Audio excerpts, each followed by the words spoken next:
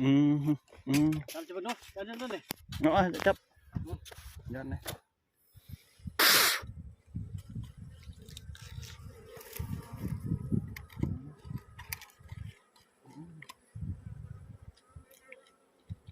มีกระดิ่งเนาะเลยมีกระดิ่งเนาะนะเฮ็ดได้พาก็บ่มีอยู่โอ้บนน้ำมันเต็มเลยคน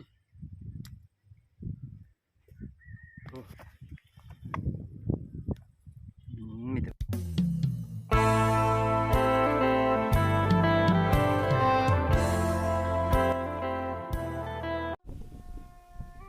ครับสบายดีและก็สวัสดี FC ทุกคนนะยินดีต้อนรับเข้าสู่วิถีชีวิตคนไทยบ้านเช่นเก่าเช่นเคยพี่น้องวันนี้ก็สวัสดียามค่ำๆเนาะพาพี่น้องมา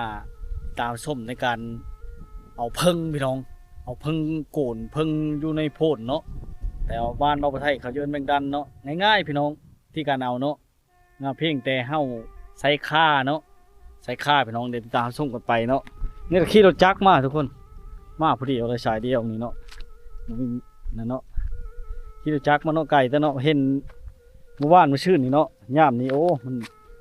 หั่งใหญ่เลยทุกคนนี่ใส่ค่าเนาะแต่วันนี้เตรียมพร้อมมาเนาะมีตัวไอ้ปาดหั่งเพิ่งหั่งนี้เนาะต่ำมาแล้วพี่น้องช่อยเลยต่ำเนาะเสื้อน้ำหน่อยนึงมันญาติเสื้อน้ำหน่อยนึงเลยทุกคนเลยเด้อเขาจะอมแล้วก็พูดเนาะถ้าว่าเฮาสิใช้แบบว่ามันเฮาบ่ต่ำมาเนาะเฮาจะมันแพ้ปะเฮานะมันกัดปะนะทุกคนตาส่งไปเนาะมันจะอยู่ในสวนเนาะให้ลกเนาะให้ลกเลยทุกคนมันนี่ก็ล่มเลยนะนึงเนาะล่มเลยเฮาใส่ค่านี่นะทุกคนค่าเฮาเสื้อลาบเสื้อกอยนี่เนาะค่านี่เนาะเฮ็ดเธอไล่มันอ่อนเลยทุกคนเฮ็ดเธอไล่มันอ่อนเนาะไปน้ำใสได้เนาะแต่ว่าเฮาต้องซอยต่ำแล้วก็เสื้อน้ำหน่อยนึงเนาะเพื่อให้เฮาเป่าง่ายนะทุกคนเพื่อให้เฮาเป่าง่ายเนาะเวลาเฮาเป่าเนาะเป่าเสื้อหูมันก่อนเด้อเป่าเพื่อไล่มันอ่อนเลยเฮาจะคุดเขาเนาะคุดเขาแล้วก็จ้องในกระเป๋าคุดเขาเลยจ้องในกระเป๋าเนาะวิธีการเอาของคนไทยบ้านเนาะมันอยู่ในโฮโพนถ้าอยู่ในโกนไม้นี่ก็สิเอายากเนี่ยอยู่ในโฮโพนลองมึงกันไปรอลุ้นกันไปว่าหั่งใหญ่จังไดทุกคนมันการล้มเนาะทุกคำทุกคนมาให้มาหน้าแล้วก็เห็นเนาะมาหาต้อยไข่มดแดงเนาะแต่แม่มันหลายนะทุกคนเดินไปเนาะหนูโคตรมักใหญ่ทุกคนแต่ยินเนาะ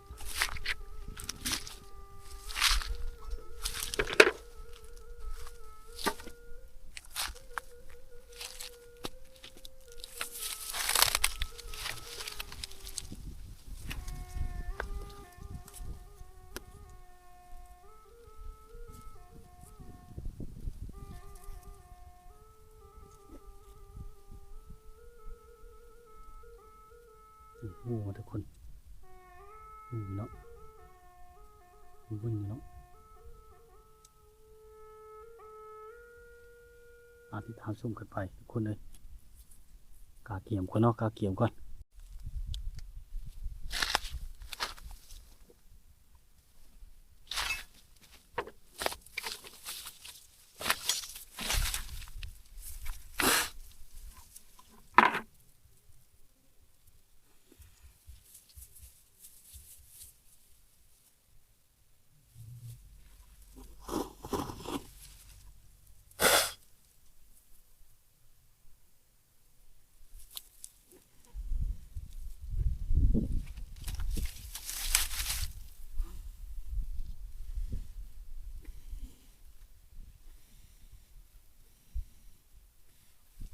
เขาจะเป้าเขาในนี้เนาะทุกคนเนาะ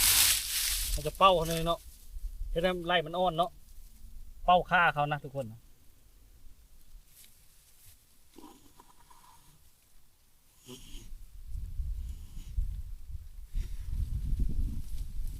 ต้นนึงจะอมไว้เนาะเพื่อแม่มาละลายเลยทุกคน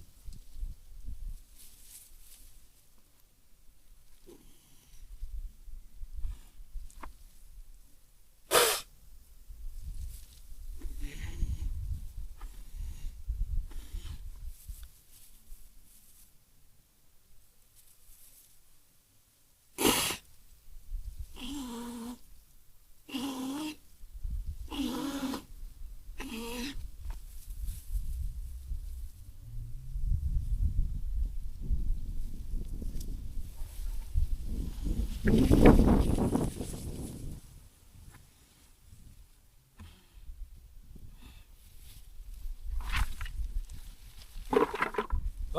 เขาจะอมไว้เนาะ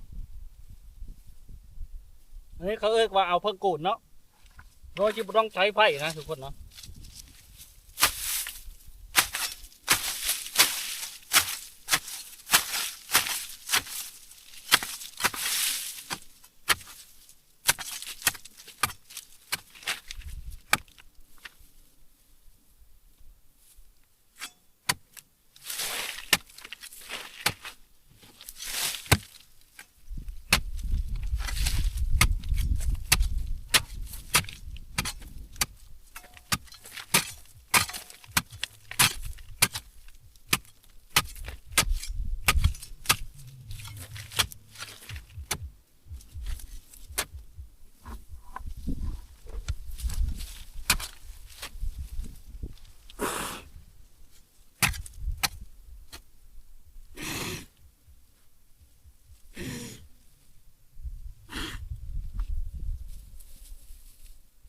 เขาจะใช้เป็นจังหวะเนาะ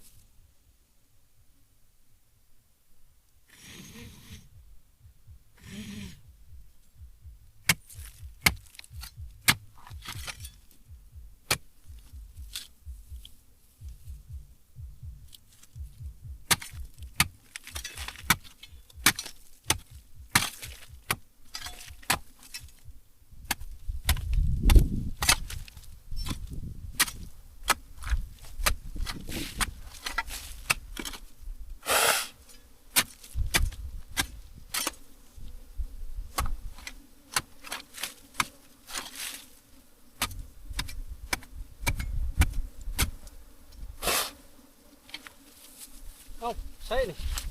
เอ้าบ่มีหั่งครับทุกคนเว้ย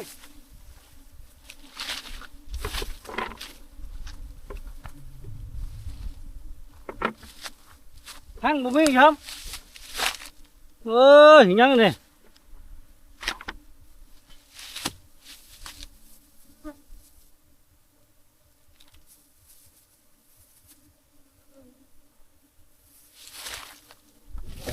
นั่งบ่มีหั่งครับทุกคนคือแม่เขาเว้ยเนาะ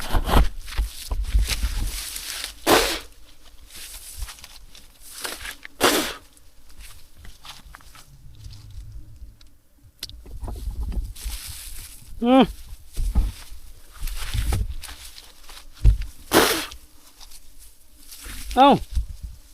คนคือบ่เห็นหั่งมันเลยเนี่ยแม่นวุ่นๆ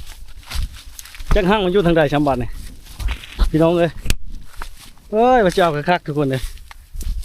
น่าเสียดายเนาะเหมือนหั่งมันครับหรือว่ามันอยู่พี่บ่นี่นั่นเลยนี่มันอยู่ทางใดวะคือบ่เห็นเนาะทุกคนเนาะ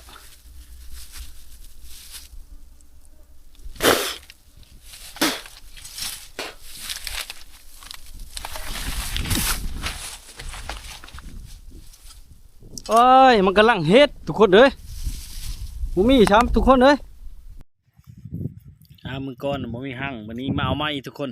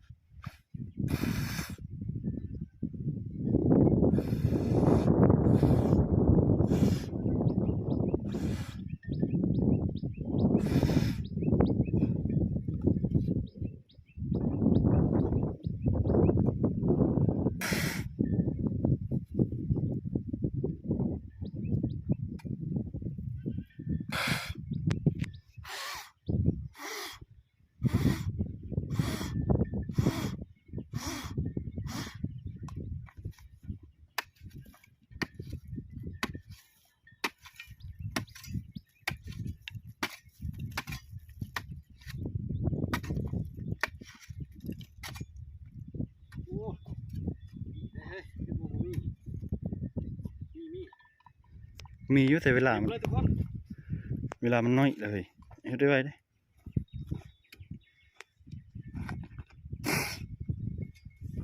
ง่ายไหม ไวๆเด้อทุกคนเลย เวลาของบลาย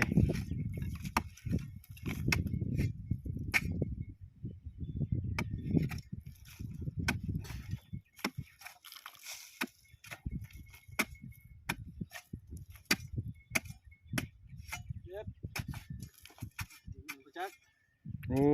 ย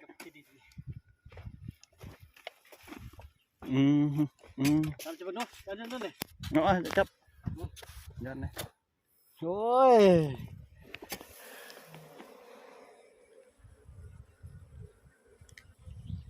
แล้วนี่ก็คือดินแล้ว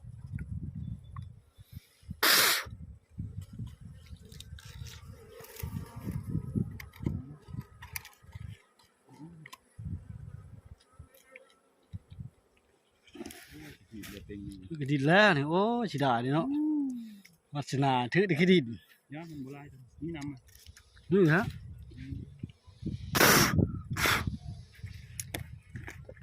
เอาแอคซินทำกอง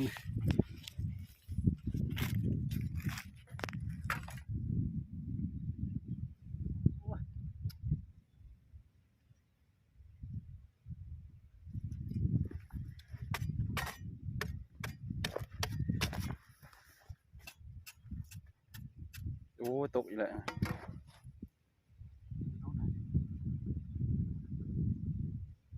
น้องแลมามีกระดิ่งเนาะเลยมีกระดิ่งเนาะนะเฮ็ดได้พากระบุมี มีอยู่ โอ้บนน้ำมันเต็มเลยคนโอ้ มีแต่บนน้ำเลย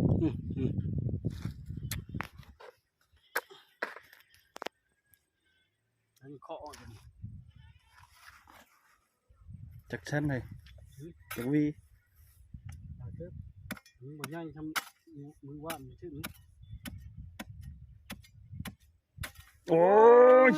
จักชับจักกระดิกกระโดดสิติ่งไปเลิฟเพื่อว้าวซะโอ้ยมันเป็นตะกินเนาะ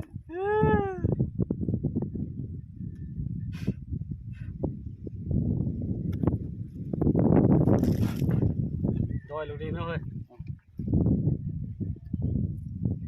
อ้ยบนน้ำมันกำลังเต็มเลยสิได้เด้ไปสิจ้างบ่ได้เลย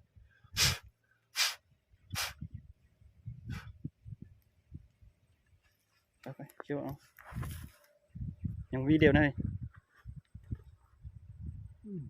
มัดเบาเนี่ยมัดเลยน้อยเนาะออกมาให้ไกลก่อน แม่มันทุกคน เอาบัดนี้บรรยายเต็มที่ ไปเลยเอาไปเลยนะไปเลยนี่บ่ได้เลยนี่ไปแล้วนี่ล่าอยู่มากเลยลงเด้อ